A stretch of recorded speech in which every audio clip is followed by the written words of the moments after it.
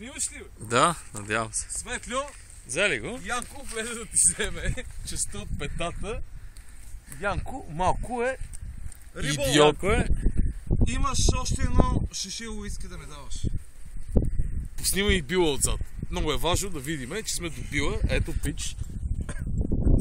Всичка. Замръзна ли, бе, пич? Студ.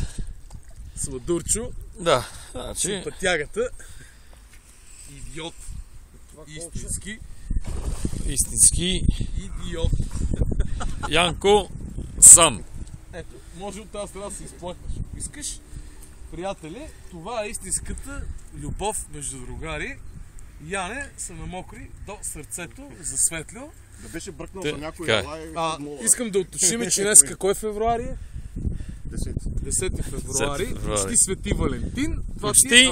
Светлю, това ти е авансовия подарък. И за Свети почти, Валентин. всъщност не, почти трифун за Резан. Събличи се, ето, заснемете тази гръд. Изтискам мъжка гръд, мокра, а ето горе милата му женичка се отрича от него в този миг. Добре, ето. Така, това е истински сомаджия. Какво ли направим за един клонк? Мъжете знаят защо. Мъжете знаят защо. Малко е настръхнал.